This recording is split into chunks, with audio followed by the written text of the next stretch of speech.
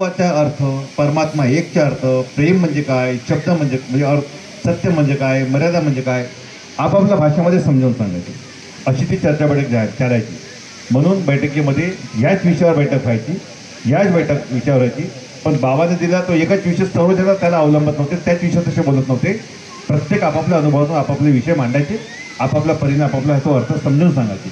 पण उद्देश हाच होता की लोकांना साध्या सोप्या सरळ भाषेमध्ये तत्व शब्द नियम कळावे.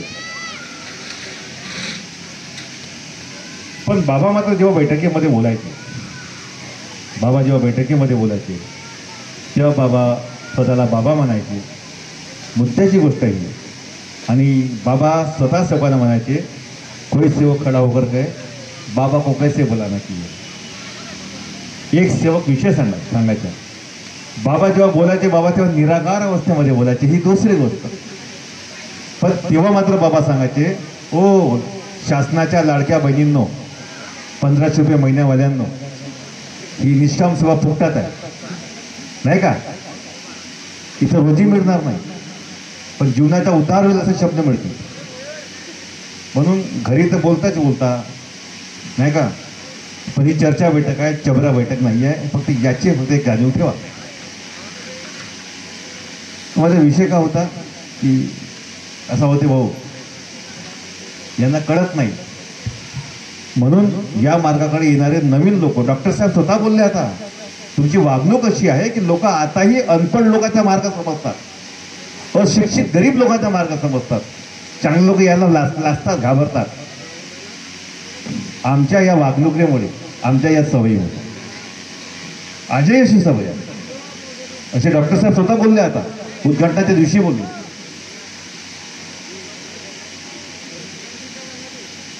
तर बाबा त्या बैठकीमध्ये जे बोलायचे ते निराकार अवस्थेमध्ये बोलायचे. आणि बाबा सुरू व्हायच्या अगोदर प्रथम सांगायचे, सभी सेवक, सेवकांना म्हणायचे की सभी सेवक बैठकीमध्ये, सभी सेवक अपनी आत्मा साफ रखे.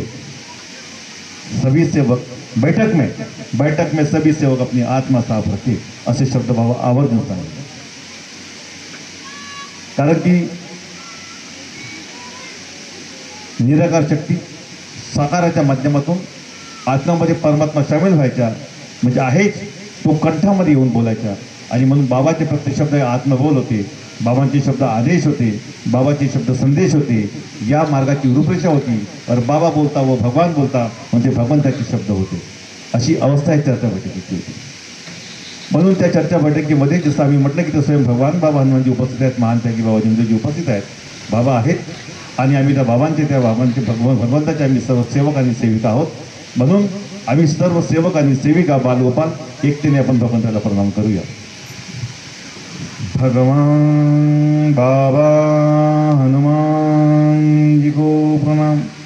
महान त्यागी बाबा जिंदेव जी को प्रणाम. परमात्मा भगवंताच्या प्राप्तिकरता निष्काम कर्मयोग परमपूज्य परमात्मा एक सेवक मंडळ टिमकी नागपूरच्या वतीने बाबांच्या आदेशाप्रमाणे आजचे भव्य सेवक संमेलन सामूहिक हवन कार्य झवाळ या ठिकाणी पार पडले असून त्या निमित्ताची ही चर्चा बैठक आयोजित केलेली आहे. या चर्चा बैठकीमध्ये सृष्टीचे रचयिता व बुद्धीचे विधाता स्वयं भगवान बाबा हनुमानजी उपस्थित आहेत. बाबांना माझा प्रणाम. प्रणाम बाबा हनुमानजी. त्याचप्रमाणे आम्हाला अंधश्रद्धेतून मुक्त करणारे, व्यसनापासून परावृत्त करणारे मानव धर्माचे संस्थापक स्वयं महान त्यागी बाबा जिंदगी इथं उपस्थित आहेत. बाबांना माझा प्रणाम. प्रणाम महान त्यागी बाबा जिंदगी.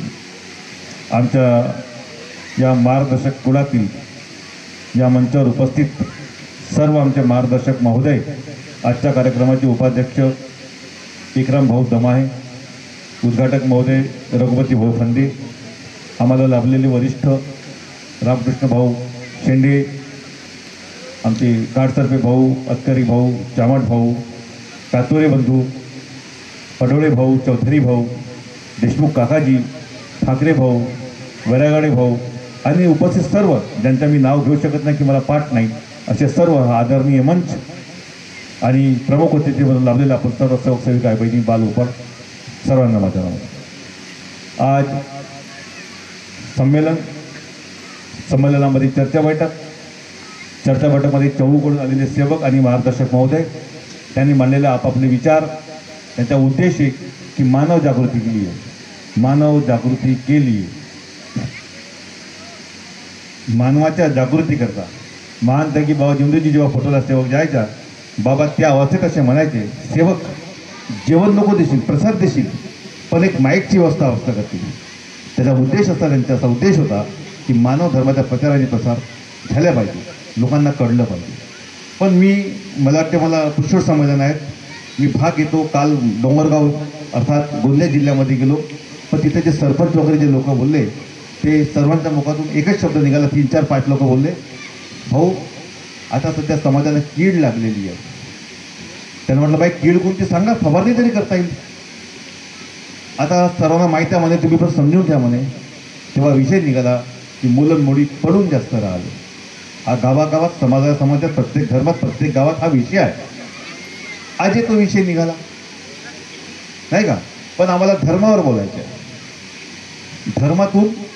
धर्म आमच्या परिस्थितीमध्ये, आमच्या कुटुंबामध्ये, आमच्या गृहस्थीमध्ये, आमच्या जीवनामध्ये जे काही नियम असे आहेत, जीवनात चालण्याकरता, गृहस्थी चालण्याकरता, मानवी जीवनाचे अनेक उद्देश पूर्ण करण्याकरता जर नियम दिले आहेत, तर खरोखर आम्ही नियमावर तर बोलतो, पण त्याचा उद्देश काय आम्ही त्या उद्देशावर बोलत नाही. आम्ही चर्चा बैठक घेऊन राहिलो, पण त्याच्याबद्दलचा उद्देश काय त्याच्यावर आम्ही सांगत नाही. आम्ही असे वेगवेगळे विषय मांडतो. जेव्हा की आम्हाला प्रचार आणि प्रसार करायचा आहे, आम्ही मंडळाचं बोलतो, आम्ही मार्गदर्शक विषय बोलतो, पण आम्हाला मात्र प्रचार आणि प्रसार कशाचा करायचा आहे, एका परमात्म्याचा करायचा आहे. मानता की बाबा जिंदूजी शक्ती प्राप्त केली की समाजोपयोगी कशी आम्हाला ते सांगायचे आहे. या मार्गात आम्हाला त्या भगवंताच्या प्राप्तीकरता ती शक्ती टिकवून ठेवण्याकरता बाबाजी दिलं आहे, ते तत्वशब्द नियम आहेत. आम्हाला तत्वशब्द नियमाचा प्रचार आणि प्रसार करायचा आहे, ते मात्र होत नाही. ही खंत. आता एक साधा प्रश्न करतो, ती मुलगी सुंदर बेटा इकडे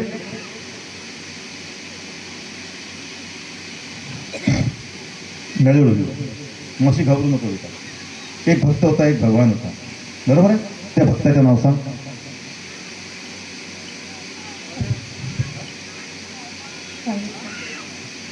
हॅलो, बरं त्या देवाचं नाव,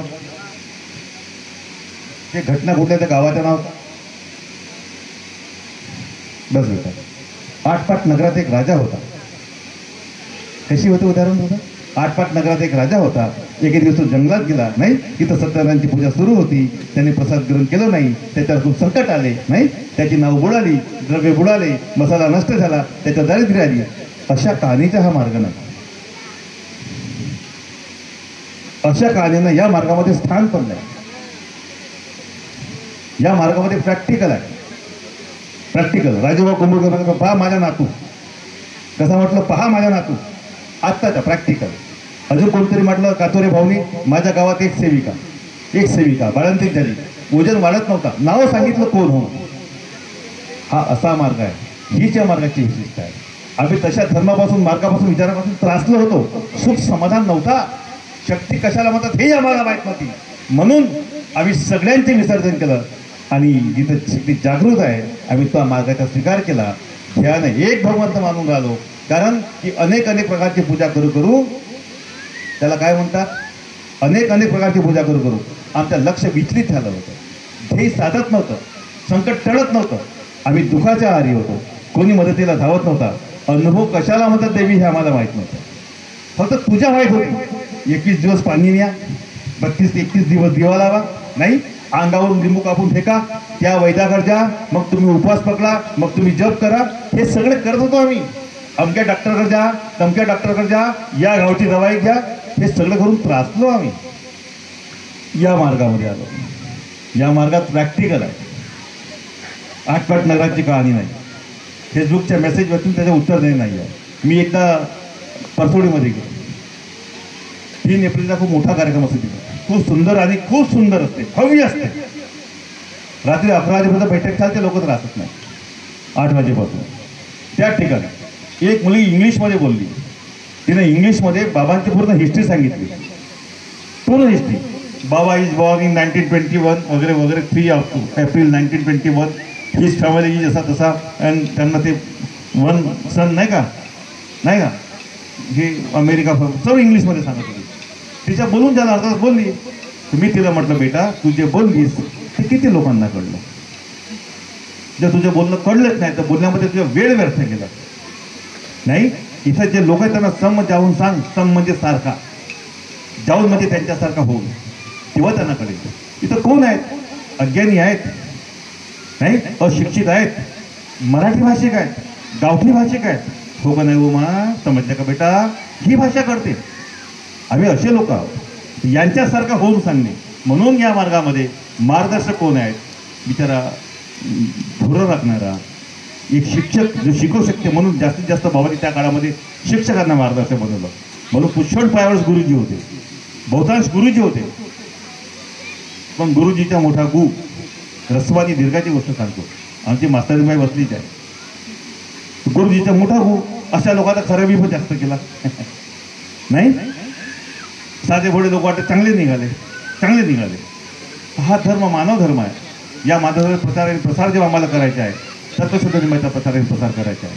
अनुभव काय म्हणतो, हा धर्म का म्हणतो हे आम्हाला सांगायचं. आम्ही आता जसं मगाशी म्हटलं, पुन्हा तेच येते गोष्ट, ज्याचा प्रचार आहे तो नाही होत आणि भलत्याच गोष्टी निघतात. की मगाशी कोणतरी म्हटलं संमेलनाचा उद्देश काय? संमेलन, सर्व लोकांचं मिलन नाही का. आम्ही आमचे अनुभव शेअर करणे, मी माझा अनुभव तुम्हाला सांगणे, तुमचे अनुभव मी ऐकणे. माझ्याकडे फक्त माझा एक अनुभव होता, मी या 7 लोकांचे अनुभव ऐकलो. 7 आणि 1 8 अनुभव माझ्याकडे झाले. साठा वाढवणे. जर जीवनात माझ्या कधी असे प्रसंग घडला, माझ्या कुटुंबामध्ये, माझ्या समाजामध्ये, शेजारामध्ये कोणी हरला एखादा असेल, त्याची मी सोडवणूक करू शकेल. भाऊने म्हटलं, काय म्हटलं? चल हा भाऊ, मी पाहलो पूजा करता करता राजेभाऊ तुमच्या नातू का या वयात तर पोरं असेल राहिले, बरोबर का? राजेभाऊच्या अंगावर खेळत होता, कुदत होता, खूप रडत होता. म्हटलं असा का? मी पाहिलं, मला त्याच्या हातात धागाना, पोराच्या दोन्ही हाताला दोन्ही पायाला धागे बांधले होते. मी लगेच बोललो, भाऊ धागे तोडून फेक, तुझ्या नातू रिंग रिंग करणं बंद करेल. तुरंत बोललो. आणि जेव्हा हा प्रकार घडला तो माझ्या जवळ आला राजेभाऊ सांगायला, भाऊ पहा त्याचा अनुभव म्हणे. म्हणलं का? हा हवनात आणि बेटामध्ये पण म्हणे रेल्वेमध्ये यांना माझा अंग कधी सोडलं नाही, अंगावरच होता, पहा म्हणे खुल्ला केलून राहिला. तर म्हटलं भाऊ ही रूपरेषा अशी आहे, रूपरेषा अशी आहे. भाऊने म्हटलं का ते पोरगी वजन पकडत नव्हती, त्याचं खरं कारण मी सांगू शकतो का होती, तिला माफी मागितलं मोकळी झाली. पण खरं कारण का असेल? हा अशा अनुभवाच्या मार्गदर्शन का असेल? पाचवी शोभनी शुद्धीकरण. त्यावेळेस काय व्हायला पाहिजे? माझ्याकडे तो प्रफुल्ल खाते बसलाय. बेटा उभा हो, आहे का? नमस्कार घे. याची पोरगी किती किलोची होती? 1 सव्वा किलो काहीतरी होती. वजन वाढत नव्हता. हे माझ्या घरी एकदा आलं, भाऊ मध्ये तिच्या वजन कमी होऊन राहिला पण वाढून नाही राहिला. अरे अरे अरे अरे 1 किलो काही फक्त खाऊ. आईला दूध वगैरे येते पण तिचं वजन नाही वाढलं. डॉक्टर पुन्हा त्याला ॲडमिट केलं. म्हणे काय झालं माहीत नाही, म्हणे वजन कमी होऊन राहिला. त्याला कारण विचारलं, बेटा जेव्हा डिलिव्हरी झाली तुम्ही 5वी केल्या तर जवारा कोणता काढला, कसा काढल्या? म्हटलं वस्त्रांनी साफ केलं की फक्त 5 केस काढल्या? हो म्हणे 5 केस काढल्या. जवारा हा 9 महिन्याचा विटाळ आहे. मार्गाचा म्हणते की त्याला पूर्ण जवाडा काढा, साफ करा. आताचे डॉक्टर कैची लावायला मनाई करतात, नाही आताची गोष्ट आली. पण मार्ग का म्हणते जावडा म्हणतात त्याला. जावडं काढून टाका, पूर्ण साफ करा, काही शिल्लक उरलं नाही पाहिजे. आणि मग धुणं धाणं करून आपल्या घरी जे प्रोसेस सांगितलं आहे, जे प्रोसेस 1800 फुटाची अंघोळ तुम्ही मार जपू शकता. किंवा 12व्या दिवशी हवन घडवा. 12व्या दिवशी हे बाबाचे शब्द आहेत. आता शाईने लोक निघाले, कोणी 6वा महिना म्हणून आले बाबा. कोणी कोणत्या धर्मातून मार्गामध्ये आले, कोणी कोणत्या पंथातून मार्गामध्ये आले. ते 6वा महिना मानणारे आहेत. त्यांच्या कुटुंबात काही असे लोक आहेत ते तेवढे दिवस मानतात, त्याच्या जमत नाही. म्हणून बाबांनी म्हटलं की 12व्या दिवशी पाण्यात टाका. ज्या दिवशी जन्माला आला, बाबा नाव कसं पाहायचं? मंगल जे म्हटलं साहेब, मंगल मगाशी ज्या दिवसाला जन्माला आला त्या दिवसाच्या पहिल्या अक्षरात त्याचं नाव ठेवा. कोणत्याही पंडित पुरोहिताकडे जायची आवश्यकता नाही, नाव पाहायची आवश्यकता नाही. त्या पहिल्या अक्षरावर मंगळवारचे असेल तर मवर ठेवा. म मा मी म्यू मे मै मौ मौ मम मा. माझे दोन्ही पोरं सोमवारची आहेत. एकाचं नाव सर्वेश आहे, एकाचं नाव सोहम. चालू ना त्याला आम्ही अक्षत म्हणतो. 12व्या दिवशीच आम्ही हवन घडवलं, हवनाची विधी सांगितली. खूप सुंदर आम्ही मागे सांगितलं हवनाची विधी काय. या मार्गाची रूपरेषा जी बाबाने दिली आहे. पण आमच्यामध्ये मतभिन्नता आहे, आमच्यामध्ये एकता नाही आहे. पुस्तक एक सारखे लिहून गेले की हवन कसं करायचं. आजही हवनात पाहतो. आज काकाच्या घरी हवन गेलो, हवनाला पाहायला गेलो. त्या तुपाच्या दिव्याच्या दोन्ही बाजूला पानं ठेवून पानावर प्रसाद ठेवली आहे. जेवढी दिव्याच्या समोर प्रसाद ठेवायची आहे तर माझ्याकडे वेगळं आहे, मला यांच्याकडे वेगळा दिसला नाही का. अगरबत्ती कुठे ठेवायची ते पण एक आहे. जिवा कसं लावायचा हा सुद्धा आहे. दिव्याची पूजा प्रथम कोण्या बाजून करायची हाही आहे. असे पुष्कळ प्रश्न आहेत जे पुस्तकात दिले आहेत, मात्र असं होत नाही. हा ज्याच्याकरता आवश्यक आहे आमच्यामध्ये एक सूत्रीपणा असावं. मग आमचे विचार वेगळे आहेत, आमची पद्धती वेगळी आहे, बाबाचे शब्द एक आहे, आम्ही वेगवेगळ्या मताचे बनतो. आता वेगवेगळ्या लोकांचे मार्गदर्शक बनवून राहिले, तसे मंडळ बनवून राहिले. एक मंडळ असं म्हणते की या कार्यक्रमात जायचं नाही, इथे कोणतरी यायला मनाई केली आहे, त्याने यायला मनाई केली आहे. सेवकांना या कार्यक्रमामध्ये यायला मनाई केलेली आहे. चांगलं की वाईट? मंडळचा आदेश आहे, मंडळचा आदेश आहे. मंडळची नेमणूक कोणी केली? महानता की बात जुंदे जी. आणि महानता की बात जुंदे ने म्हटलं आहे, मैं संसार के सब भगवान को फेंक दूंगा, विसर्जन कर दूंगा, लेकिन मानव को कदापि नहीं छोड़ सकता. आणि आम्ही बापापासून पुराले सोडून राहिला वेगळं. बहिणीपासून भावाला झरपची कहाणी सांगितलं. बहिणीने भावापासून बहिणीला तोडलं नाही. बहिणी भाऊ तुटून राहिले, बाप लेक तुटून राहिले एका घरामध्ये, नुसत्या मंडळ आणि फोटोच्या विवादावरून. अगर ऐसा मंडळ या ऐसा मार्ग है तो मैं बुरा नहीं बोलता, जान दूंगा. लेकिन बाबा ने बोले की मी संसारचे सर्व भगवंताला म्हणजे जीवाचे विसर्जन करून टाकीन, पण मानवाला सोडणार नाही. म्हणून हा एक प्रश्न आहे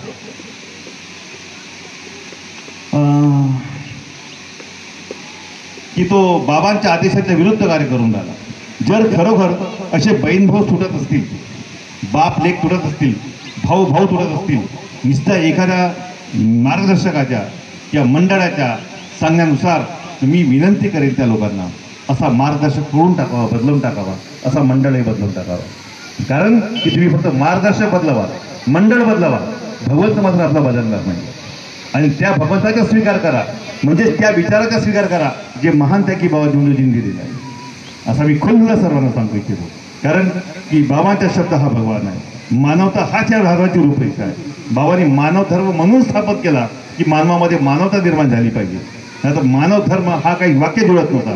पण मानवता आणि मानव धर्म बाबांनी रेल्वेमध्ये केले. जेव्हा मार्गाची स्थापना याच महिन्यामध्ये, फरवरी महिन्यामध्ये, या 3ऱ्या आठवड्यामध्ये शिवतीर्थ म्हणजे पचमढीला घेऊन आल्यानंतर या 3ऱ्या आठवड्यामध्ये या मानव धर्माची स्थापना केली.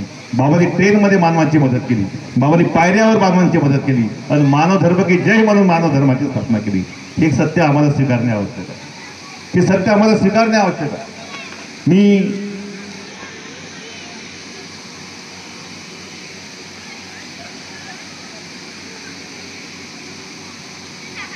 मी आता बोलत होतो की आमची सोडणूक कशी होईल, आम्हाला या विषयावर बोलल्या पाहिजे. माझ्याकडे इथं 2 सेवक बसले होते. तो खोबराकडे मुलगा आणि त्याची बहीण चल उभी होतो, पण खोबराकडे तो भाऊ बेटा, हे दोघंच तिथं बसले होते आणि शांत बसले होते. तो उद्घाटक महोदय म्हणते पाय 2 बहीण भाऊ. म्हणलं एक मोठ्या वडिलाची नाही काकाची पोरगी. चुपचाप बसले भाऊ. म्हणते चष्मा काढून बघू शांत. म्हणजे माझ्या घाटावरतीच माझ्या गटातले होते. माझ्या गटाला कोणताच पोरगा तुम्हाला असं खेळताना दिसणार नाही, इथं जर आले असतील तरी. समजून सांगितलं भाऊ, भाऊ तुझा बच्चा भी होगा तो शांत बैठेगा, बात नहीं करेगा, खेले नाही, कुदेगा नाही. या भाऊच्या तुम्हाला एक अनुभव सांगतो. बस बेटा, तिची आजी मरण पावली. ते आयुष्यभर खोकलत होतं. तिचा खोकला खूप मोठा होता. एवढा मोठा खोकला होता ते उबरी ज्याला म्हणून दम्याची उबरी, बस तशीच खोकलायची. दर 2-2, 3-3 मिनिटाला खोकलायची. तिच्याजवळ जेवढे बसले तर सर्व त्रास व्हायचा.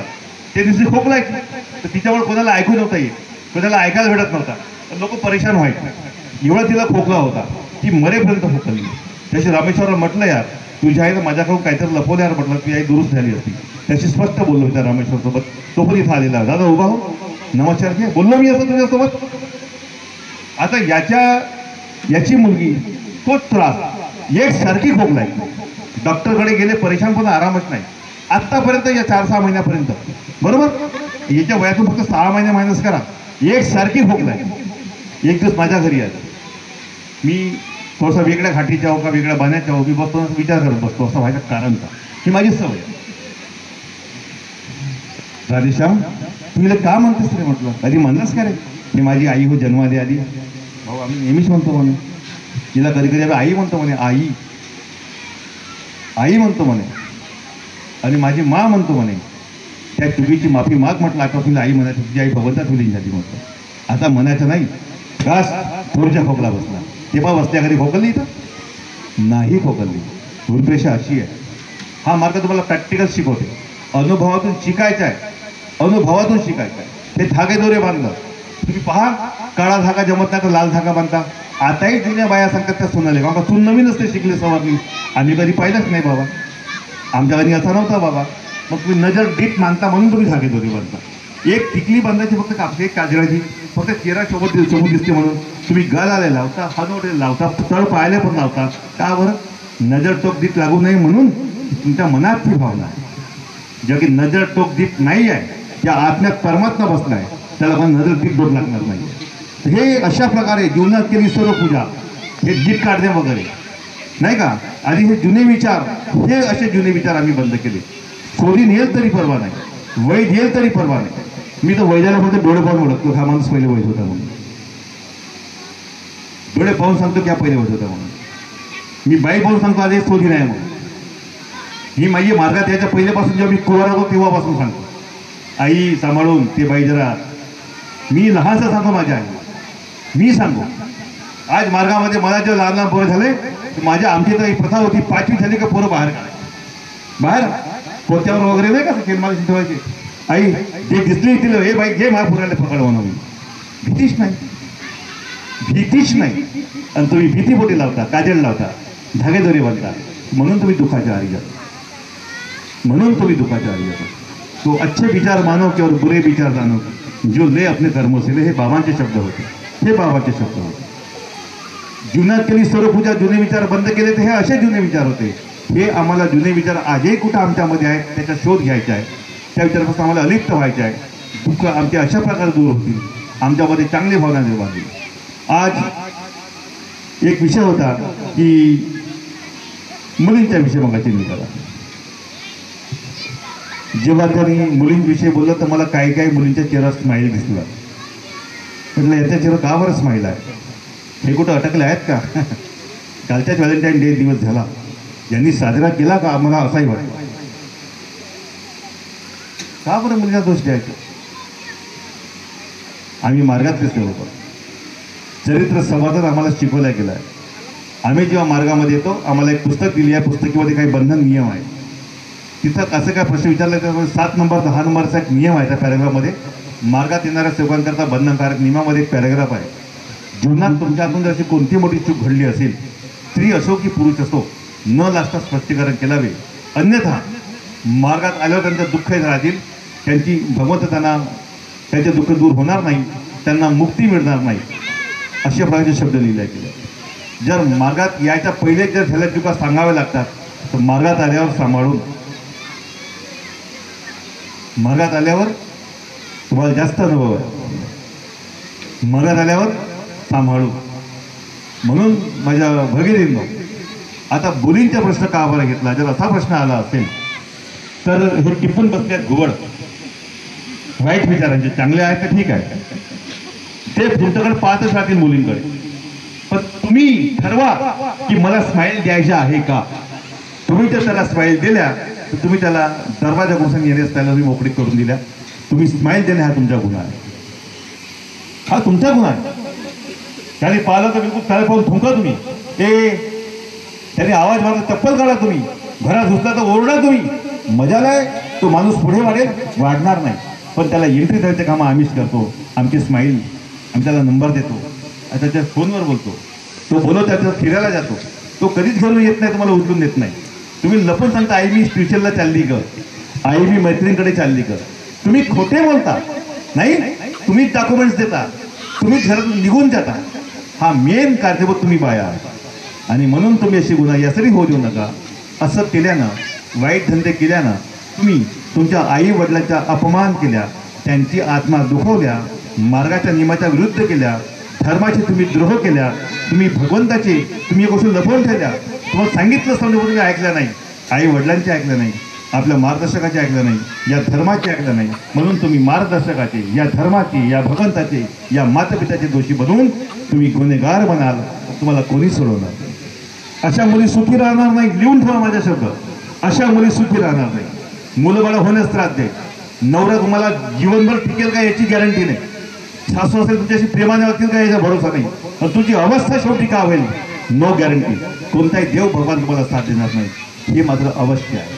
हे लिहून ठेवावे। याच्यात बसण्याचा एकच मार्ग आहे, एकच सुंदर उपाय आहे की तुम्ही या मार्गाच्या नियमाच्या सत्यमार्ग प्रेमाच्या आचरण करा, आचरण करा। ध्याने एक भगवंत माना, ध्येयाने एक भगवंत माना, मरे या जे भगत नापा, तुम्ही अशी भावना ठेवा। बाबांनी फक्त 4 तत्व दिले जेव्हा भगवत प्राप्ती झाली तेव्हा, पण त्या प्राप्तीमध्ये कधी म्हणते की नंतर विनंती आली का नंतर प्रार्थना आली, पण कधी विचार करावा हे 4ही तत्व विनंतीमध्ये आहेत आणि हे 4ही तत्व प्रार्थनेमध्ये आहेत, हे 4ही तत्व प्रार्थनेमध्ये आहेत, 4ही तत्व विनंतीमध्ये आहेत। परमात्मा एक मानणे आणि कसं मानणे पहा विनंतीमध्ये आहे। भगवान बाबा हनुमानजी, मी जीवनात केलेले सर्व पूजा जुने विचार बंद केले, आता मी मरीन किंवा जगीन जीवनात एकच भगवंत मानीन, म्हणजेच परमात्मा एक आला। मी मरीन किंवा जगीन, मरीन किंवा जगीन म्हणजेच मर्याजी भगवत नाम करायला। आणि त्याचा उद्धार कशामध्ये आहे, आपल्या चुकीची माफी मागणे, मी माझ्या कर्मात चुकलो याची मला क्षमा द्या, तथास्तु त्याला माफी मिळाली, तो कर्मभोगातून सुटला, आता तो आज सुटला, तो आज जीवन सुखी राहावा म्हणून त्याला करता घरात दिलं। बाबांचे आदेश, सत्यमार्ग प्रेम, 4 तत्व, 3 शब्द, 5 नियम जीवनात पाळीन, असे मी सत्यवचन देतो, याला जीवनात कधी विसरणार नाही। पहा 4ही तत्व विनंतीमध्ये आहे आणि म्हणून जीवनाची सुरुवात ही विनंतीने आहे, दिवसाची सुरुवात ही विनंतीने आहे आणि मार्गाची सुरुवात सुद्धा विनंतीने आहे। विनंती एवढी महत्वाची आहे, विनंती एवढी महत्वाची आहे। तुम्ही जेव्हा हवन घडवता, हवनामध्ये कोणीच प्रार्थना म्हणत नाही, 3दा ज्योत पेटते, तुम्ही 3ही वेळा विनंतीच म्हणता। मोठ्यात मोठी चूक घडली असेल, वेळ नाही तुमच्यापाशी, तुम्ही कर्मभोगामध्ये फसल्या, तुम्हाला जास्त आता कार्य कसे दिला दिवसाचे, आजचीच मुदत आहे, संध्याकाळपर्यंत सांगता येत नाही, डॉक्टर बोलून गेला, एका दिवसात तुम्ही 3दा माफी मागता, तुम्ही 3ही वेळा विनंती म्हणता, तुम्ही पुनर्प्राप्ती करता। जसं तुम्ही 12 वर्षांना एक त्याग घडवता, त्याला पुनर्त्याग म्हणतात, तशी पुनर्प्राप्ती आहे। भगवंता मी माझ्या कर्मांचे चुकलो, मला क्षमा द्या। बाबांचे आदेश, सत्यमार्ग प्रेम, 4 तत्व, 3 शब्द, 5 नियम जीवनात पाळी, असे मी सत्य वचन देतो, याला जीवनात कधी विसरणार नाही। तुम्ही हे शब्द त्या विनंती माझा पुन्हा म्हणता आणि जेव्हा तुम्ही एकच 3दा तीर्थ घेता, तुम्हाला क्षमा मिळते, तुम्हाला पुन्हा तुमचे जीवन परत मिळते आणि तुमचे दुःख दूर होतात। अशा प्रकारे तर विनंती एवढी महत्त्वाची आहे, या विनंतीला जागणे हे प्रत्येक सेवकाचे लक्ष आहे। म्हणून जीवनात माणसाला विनंतीचा अर्थ कळला पाहिजे, जी हे विनंती काय म्हणते। आता या विनंतीला सांगायला गेलं, मला पुन्हा 1 तास लागेल, 1.25 तास लागेल, मी सांगत नाही, पण लक्षात ठेवा विनंती एक अशी वस्तू आहे की तर प्रत्येक माणूस तुम्ही जेव्हा कार्य करता, मार्ग घेता, तेव्हा त्याग करा, हवन करा। आजही पहा तुम्ही सगळ्यांना एकतेने म्हणायची आहे, कशी म्हणायची आहे, एकतेने म्हणायची आहे, एकतेने म्हणायची आहे। तर एकतेमध्ये कोण आला, तुमच्याच परिवाराला, बाप आहे, आई आहे, भाऊ आहे, बहीण आहे, सून आहे, नातू आहे, पोरगा आहे, तरी मात्र कोणी आम्ही असं म्हणत नाही। भगवान बाबा हनुमानजी, आम्ही जीवनात केली सर्व पूजा जुने विचार बंद केले, आम्ही आमच्या कर्माने चुकलो, आम्हाला क्षमा द्या, नाही असं कोणीच म्हणत नाही, फक्त मी असं म्हणतो। हा मी कोण आहे, मी कोण आहे, हे ते जर जास्त मी पण आले, त्याला अहंकाराचा मी म्हणता ना, हा तो मी आहे का, हा तो मी नाही आहे, हा मी म्हणजे जीव आहे, हा मी म्हणजे जीव आहे आणि जीवामध्ये आत्मा आहे आणि आत्म्यामध्ये परमात्मा बसले, त्याला जागवलं कोणी, महान त्यागी बाबा जिंदूजींनी। म्हणून आम्हाला आज विनंती केलं, बाबा हनुमानजी फू म्हटलं तरी दुःख दूर होतात। ज्याच्या पहिला आम्ही फू विधी केला, हनुमान वीर म्हटला, हनुमान स्टक म्हणला नाही का, हनुमान चालीसाही म्हटला का नाही, तरी दुःख आमचे दूर होत नव्हते, इतरांचे दुःख दूर होत नव्हते। खूप मोठी विधी केला तरी पण दुःख दूर होत नाही। आज महान त्यागी बाबा जिंदूजीच्या पुण्यानं आत्म्यामध्ये परमात्मा जागृत झाला, शब्दावर भगवंत उभा झाला आणि जसे आम्ही विनंती केली, आम्ही म्हटलं कार्यकर्ता की मार्गामध्ये यायचं आहे, त्याने म्हटलं तू मरण्यास तयार आहे का, आम्ही हो असं म्हटलं। मरण्यास तयार आहे का म्हणजे मरणे नाही, मरेपर्यंत या भगवंताचे कार्य करण्यास तयार आहे का, हा त्याचा खरा अर्थ आहे। त्यांनी हो म्हटलं, त्यांनी हो म्हटलं आणि वचन दिलं तर मी एक भगवंत मानली, बरोबर, आणि त्याला माझ्या भगवंताची कृपा प्राप्त झाली, तो सुखी आणि समाधानी झाला, होऊन राहिला आहे। पण आजही मार्ग घेतल्यावर कधी कधी आमच्यावर काही अडचण तर तेव्हा आम्ही आमच्या कर्माला तर दोषी असतो, पण दोषी कोणाची असतो, आम्ही भगवंताचे दोषी असतो।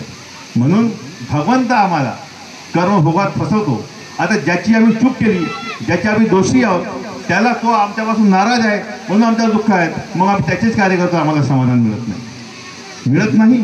तू दोष, तुला माहित आहे पिता जमत नाही, तुला माहित आहे पिता येत नाही, तरी पण तू गेलास, गलती केलास, तू तिथपर्यंत गेलास, खिशातले पैसे काढलास, त्याला दिलास, घेतलास, तुला माहित आहे पिता येत नाही, आपल्या मार्गात जमत नाही, एवढं समजून म्हणजे तू पुन्हा केलास, पुन्हा तो गिलास हातामध्ये घेतला, तिला भडव्या तुला चूक नाही केला, तुला शोक पुरा केला. दोषी भगवंताच्या वंदनात. आता देव तुझ्यावर नाराज आहे, पण तू माझ ज्योत लावून माफी मागतेस, तुला माफी मिळेल का? तुला योग मिळेल का? ज्याचे करतेस तोच तर नाराज आहे, त्याने तुला दुःख दिलं आहे, मग त्यातून सुटण्याचा मार्ग काय? हा मोठा प्रश्न आहे, हा मोठा प्रश्न आहे. मग आपल्या ज्यांनी तुला वचनबद्ध केलं होतं त्याच्या जवळच्या दारू पिता येत नाही, दारू पाजता येत नाही असं सांगणारा कोण हो? वचनबद्ध करणार कोण हो? आपल्या मार्गदर्शकापाशीच्या कुटुंबातला प्रभू व्यक्ती सर्वसाधारण चूक कबूल कर, मी ही चूक केली, तू सेवकांपुढे सांग, त्या कार्यकर्त्याकडे सांग, मी ही चूक केली, आजपासून अशी चूक करणार नाही, सत्य वचन देतो. मला या कर्मभवातून सुटायच्या ऐवजी मला पुन्हा कार्य करायची. तो जो कार्यकर्ता शब्द देईल तो शब्द दिल्याबरोबर तुम्हाला आराम होतो. आणि अन्य म्हणतात की नाही आम्हाला मार्गदर्शकाची आवश्यकता, असं म्हणते की कार्यकर्त्याकडे जाऊ नये.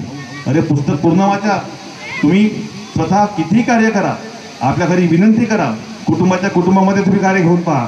एवढं करून जर समाधान होत नसेल तर त्याच्याकडे जा ज्याच्याकडून तुम्ही मार्ग घेतला होता.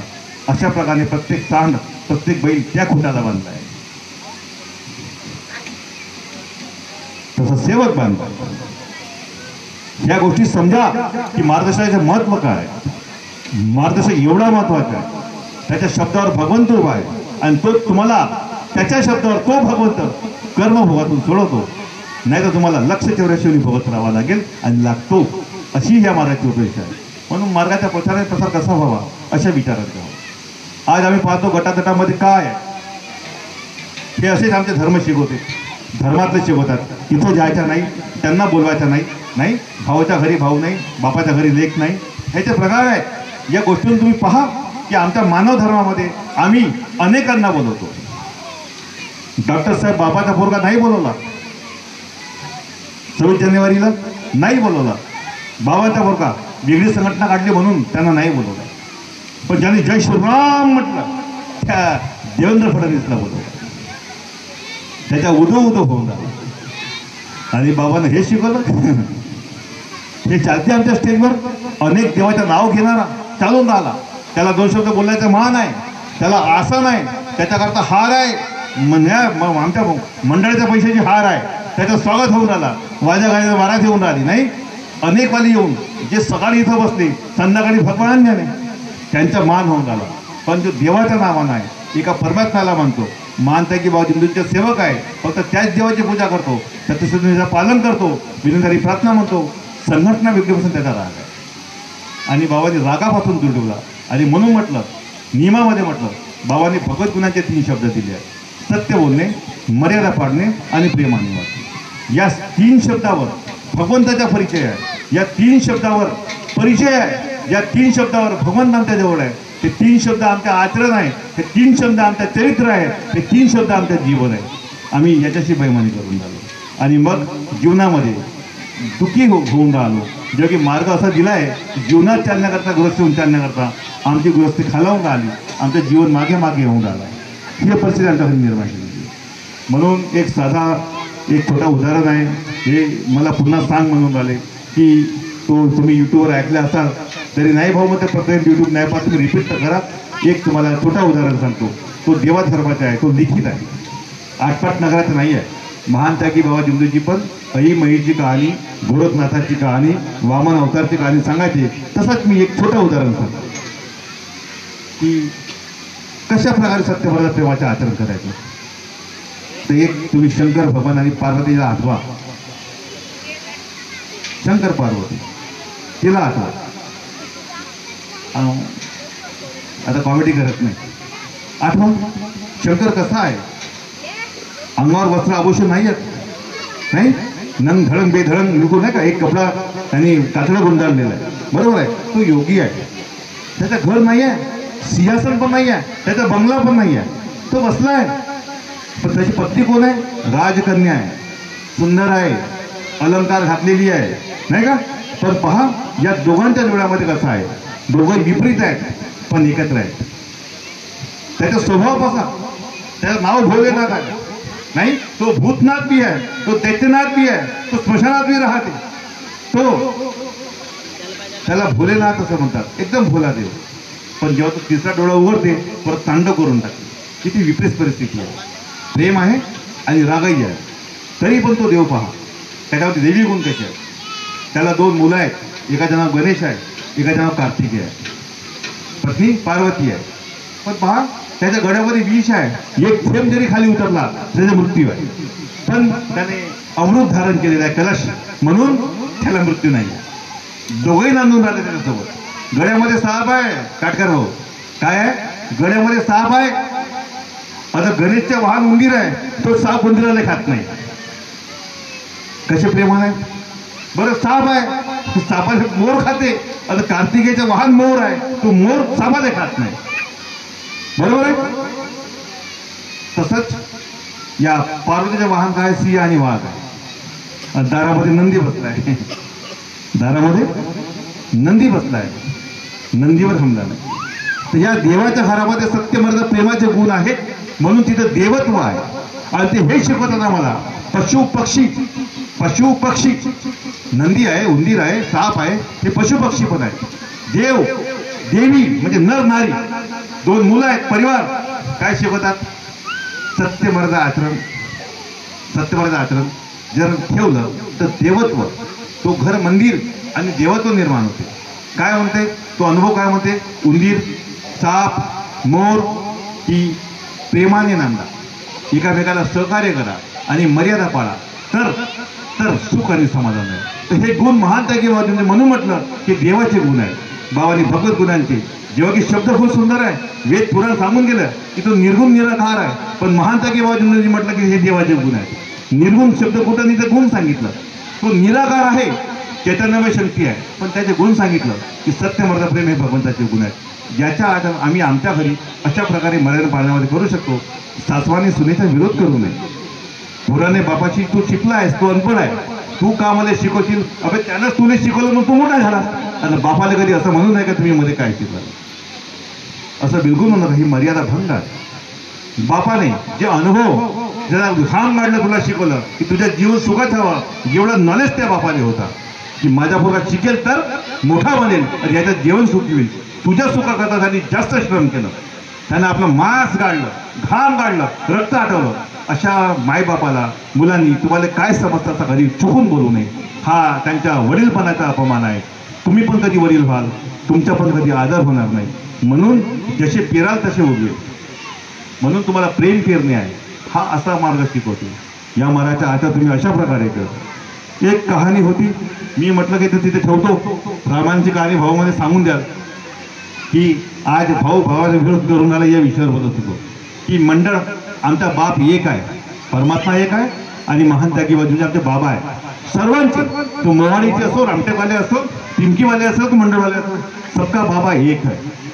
पण माया किती आहेत? एक वर्धमान नगरची आहे, एक मोवाडीची संस्था आहे, एक रामटेकची संस्था आहे, एक टिमकीची संस्था आहे. तर ह्या कोण होत? हे कैकेयी कौशल्य सुभद्रा होत. कोण होत? कैकेयी कौशल्य सुभद्रा होत. समजून घ्या. पण यायचे पोरं, एक भरत, एक शत्रुघ्न, एक लक्ष्मण, हे सगळे रामाशी प्रेमाने जोडले आहेत. याचा भावाभावामध्ये विरोध नाही आहे, भावाभावामध्ये प्रेम नाही आहे. तो म्हणते गद्दी तुझी, तो म्हणते तू सांभाळ, तुझी पादुका देवी सांभाळी. पण अहंकार नाही, द्वेष नाही, राग नाही, याच्यामध्ये मर्यादा आहे. तुम्ही आम्ही हे अलग अलग व्हायचे, टिमकीवालीचे, आम्ही मंडळवाली, वर्धमान नगरवालीचे, आम्ही सगळे भाऊ भाऊ बाबर बनत नाही. आम्ही जर भाऊ भाऊ बनलो, आम्ही जर प्रेमानं वागलो, हे जे दृष्ट आहेत ना, हा रावणाच्या कंसाचा आपोआप वध होईल. ज्याला राग आणि द्वेष असं म्हणतात, जे असे पसरवून राहिले. आम्हाला वध आमच्या हाती आहे. आम्ही पुन्हा धर्माची स्थापना करू. सतयुग आमच्या हातामध्ये आहे. आम्ही निवडून जेव्हा पदाधिकारी आणतो तर समजून घ्या, आम्ही जर हा एक मत बनवला की आम्ही सगळे प्रेमाने राहू, आम्ही एकामेकाकडे जाऊ, बाबाला सांगू बाबा त्यांनी आदेश दिला हा चुकीचा आहे, आम्ही तुमच्या आदेशाचं पालन करतो.